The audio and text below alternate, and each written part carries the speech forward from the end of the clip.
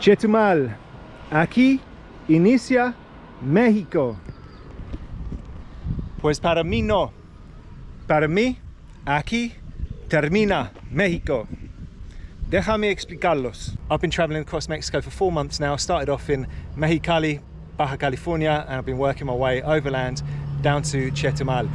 Just behind me, we have the Caribbean Sea. Here in front of us, we have the Rio Hondo, the deep river, and beyond that, the country of Belize, my next stop on this journey.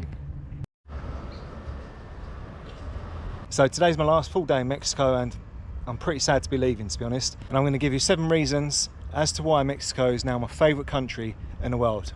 And I'm going to start off with a juicy one here, guys, a controversial one.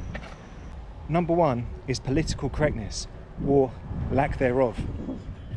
So in Mexico, you won't hear anything about wokeness or gender pronouns, that kind of thing. People will call you affectionately gordo or güero, in my case, flaco, enano. You hear these nicknames all the time and people don't get offended by them. I don't know how and when everyone started getting so offended by everything in Western culture. Anyway, that's the ranting done. Let's get on to the good stuff. Winners, that's what you guys are watching this channel. Winners, give yourselves a pat on the back because you are absolute winners. Number 2 is the climate. So here in Chetumal today, it's 34 degrees, it's humid. That's a bit much for some people, it's a bit much for me.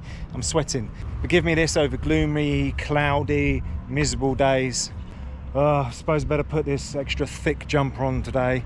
Oh, and the waterproof jacket because it might rain later. That's not for me. Pirate ship themed pub here with a tattered Union Jack on it. The old Jolly Roger over there.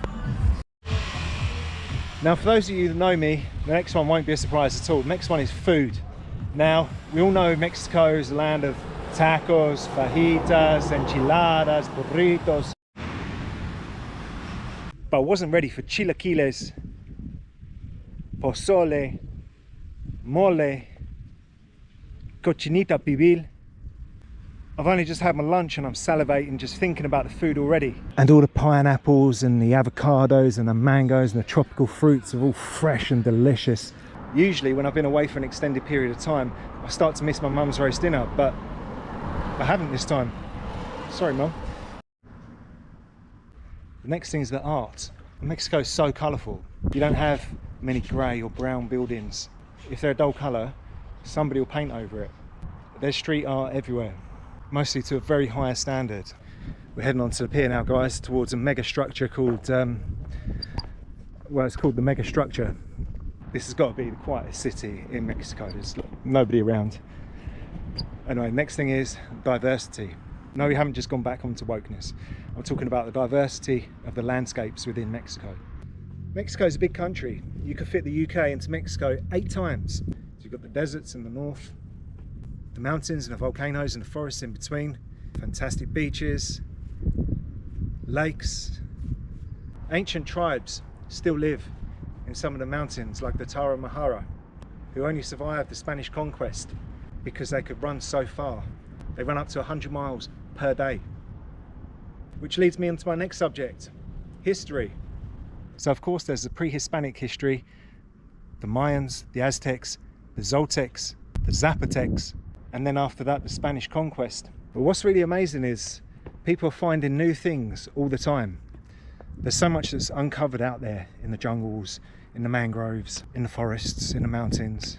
People finding cave paintings, ancient artifacts all the time. So many of the ancient traditions are kept alive, the Day of the Dead being the most famous of them. The next one will be music. And here in Mexico, well, we've all heard of mariachi, right?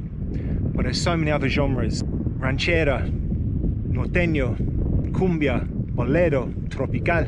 And it's all happy music.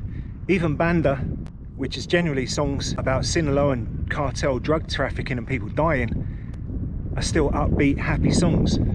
And this brings me to my last one.